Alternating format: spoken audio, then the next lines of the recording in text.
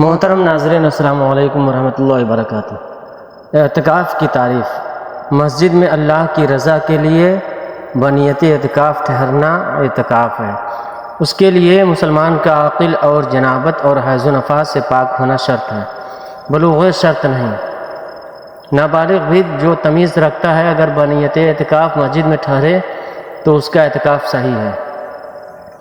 آقا کریم صلی اللہ علیہ وسلم کے جائے اعتکاف حضرت سیدنا عبداللہ ابن عمر رضی اللہ تعالی عنہ فرماتے ہیں صلی اللہ تعالی وسلم ماہ رمضان کے آخری عشرے کا اعتکاف فرمایا کرتے تھے۔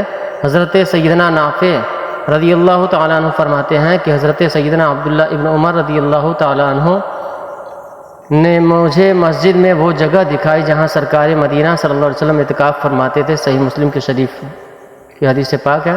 مسجد نبوی شریف میں جس جگہ ہمارے آقا مکی مدنی مصطفیٰ صلی اللہ علیہ وسلم اعتکاف کے لیے کھجور شریف کی لکڑی وغیرہ سے بنی ہوئی مبارک چارپائی بچھاتے تھے، وہاں بطور یادگار ایک مبارک ستون بنام استن حنانہ آج بھی ہے۔ خوش نصیب اس کی زیارت کرتے اور حصول برکت کے لیے یہاں نوافل ادا کرتے ہیں۔ ایک بار تو اعتکاف کر ہی لے، آقا کی سنتوں کی دیوانوں، ہو سکے تو ہر برس، ورنہ اور زندگی میں کم از کم ایک بار تو رمضان المبارک کے آخری عشرہ کا اعتکاف کر ہی لینا چاہیے۔ اور یوں بھی مسجد میں پڑا رہنا بہت بڑی سعادت ہے، اور معتکف کی تو کیا بات ہے کہ رضا الہی عز و جل پانے کے لیے اپنے آپ کو تمام مشاغل سے فارغ کر کے مسجد میں ڈیرے ڈال دیتا ہے۔ فتاوی عالمگیری میں ہے، اعتکاف کی خوبیاں بالکل ہی ظاہر ہیں، کیونکہ اس میں بندہ اللہ کی رضا حاصل کرنے کے لیے مکمل طور پر اپنے آپ کو اللہ کی عبادت میں منہمک کر دیتا ہے اور ان تمام مشاغل دنیا سے کنارہ کش ہو جاتا ہے جو اللہ کے قرب کی راہ میں حائل ہوتے ہیں، اور معتکف کے تمام اوقات نماز میں گزرتے ہیں، اذکار میں گزرتے ہیں، کیونکہ نماز کا انتظار کرنا بھی نماز کی طرح ثواب رکھتا ہے، اور اعتکاف کا مقصود اصلی جماعت کے ساتھ نماز کا انتظار کرنا ہے۔ اور معتکف ان فرشتوں سے مشابہت رکھتا ہے جو اللہ کے حکم کی نافرمانی نہیں کرتے، اور جو کچھ انہیں حکم ملتا ہے اسے بجا لاتے ہیں، اور ان کے ساتھ مشابہت رکھتا ہے جو شب و روز اللہ کی تسبیح پاکی بیان کرتے رہتے ہیں اور اس سے اکتاتے نہیں۔ فتاوی عالمگیری جلد اول صفحہ نمبر 212۔ ایک دن کے اعتکاف کی فضیلت۔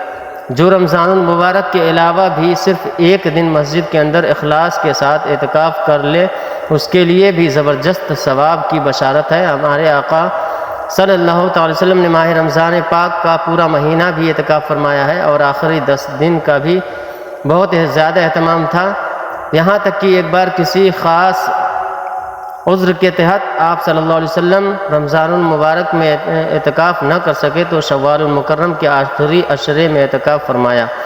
صحیح بخاری شریف کی حدیث پاک ہے۔ ایک مرتبہ سفر کی وجہ سے آپ صلی اللہ علیہ وسلم کا اعتکاف رہ گیا تو اگلے رمضان شریف میں 20 دن کا اعتکاف فرمایا۔ جامع ترمذی شریف کی حدیث پاک ہے۔ اعتکاف پرانی عبادت ہے۔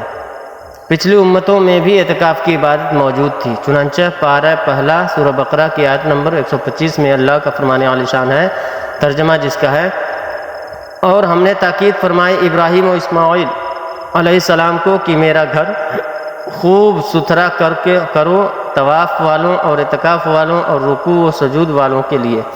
حضرت عائشہ صدیقہ رضی اللہ تعالی عنہ فرماتی ہیں کہ رسول کریم صلی اللہ علیہ وسلم رمضان المبارک کے آخری عشرہ یعنی آخری 10 دن کا اعتکاف فرمایا کرتے تھے، یہاں تک کہ اللہ عز و جل نے آپ صلی اللہ علیہ وسلم کو وفات ظاہری عطا فرمائی۔ پھر آپ صلی اللہ علیہ وسلم کے بعد آپ صلی اللہ علیہ وسلم کی ازواج مطہرات رضی اللہ تعالی عنہ اعتکاف کرتی رہیں۔ صحیح بخاری شریف کی حدیث پاک ہے۔ معتکف کے مسجد سے باہر نکلنے کی صورتیں۔ اعتکاف کے دوران 2 وجوہات کی بنا پر احاطہ مسجد سے باہر نکلنے کی اجازت ہے۔ نمبر ایک حاجت شرعی، نمبر 2 حاجت طبعی۔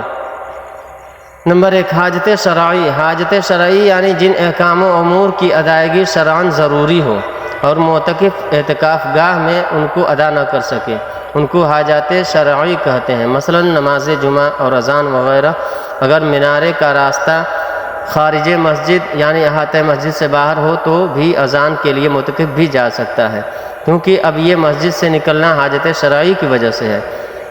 رد المختار میں ہے، اگر ایسی مسجد میں اعتکاف کر رہا ہو جس میں جمعہ کی نماز نہ ہوتی ہو تو معتکف کے لیے اس مسجد سے نکل کر جمعہ کی نماز کے لیے ایسی مسجد میں جانا جائز ہے جہاں پہ جس مسجد میں جمعہ کی نماز ادا ہوتی ہو، اور اپنی اعتکاف گاہ سے اندازاً ایسے وقت میں نکلے کہ خطبہ شروع ہونے سے پہلے وہاں پہنچ کر 4 رکعت سنت پڑھ سکے، اور نماز جمعہ کے بعد اتنی دیر مزید ٹھہر سکتا ہے کہ 4 یا 6 رکعت پڑھ لے، اور اگر اس سے زیادہ ٹھہرا رہا بلکہ باقی اعتکاف اگر وہیں پورا کر لیا تب بھی اعتکاف نہیں ٹوٹے گا، لیکن نماز جمعہ کے بعد 6 رکعت سے زیادہ ٹھہرنا مکروہ ہے۔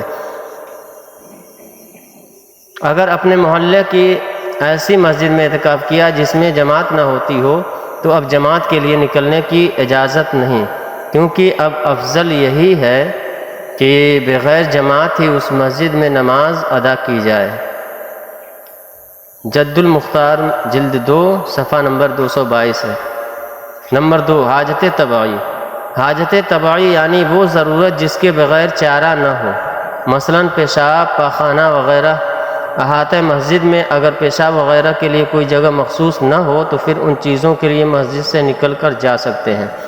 اگر مسجد میں وضو خانہ یا حوض وغیرہ نہ ہو تو مسجد سے وضو کے لیے جا سکتے ہیں، لیکن یہ اس صورت میں ہے جب کسی لگن یا ٹب میں اس طرح وضو کرنا ممکن نہ ہو کہ وضو کے پانی کی کوئی چھینٹ اصل مسجد میں نہ پڑے۔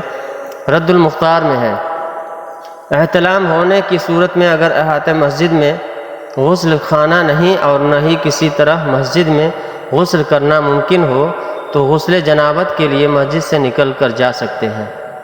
رد المختار میں ہے، جلد نمبر 3 صفحہ نمبر 435۔ قضاء حاجت کے لیے اگر گھر گئے تو طہارت کر کے فوراً چلے آئیے، ٹھہرنے کی اجازت نہیں، اور اگر آپ کا مکان مسجد سے دور ہے اور آپ کے دوست کا مکان قریب ہے تو ضروری نہیں کہ دوست کے یہاں قضاء حاجات کو جائیں، بلکہ اپنے مکان پر بھی جا سکتے ہیں، اور اگر خود آپ کے اپنے 2 مکان ہیں، ایک نزدیک دوسرا دور، تو نزدیک والے مکان میں جائیے۔ بعض مشائخ رحمہم اللہ تعالی فرماتے ہیں دور والے مکان میں جانے سے اعتکاف فاسد ہو جائے گا۔ فتاوی عالمگیری میں ہے، عام طور پر نمازیوں کی سہولت کے لیے مسجد کے احاطے میں بیت الخلاء، غسل خانہ، استنجا خانہ اور وضو خانہ ہوتا ہے، لہٰذا معتکف انہی کو استعمال کرے۔ بعض مساجد میں استنجا خانوں، غسل خانوں وغیرہ کے لیے راستہ احاطہ مسجد یعنی فنائے مسجد کے بھی باہر سے ہوتا ہے، لہٰذا ان استنجا خانوں اور غسل خانوں وغیرہ میں حاجت طبعی کے علاوہ نہیں جا سکتے۔ محترم ناظرین، اگر ویڈیو آج کی پسند آئی ہو تو اسے لائک اور شیئر کریں، اور چینل کو بھی سبسکرائب کریں۔ السلام علیکم ورحمۃ اللہ وبرکاتہ۔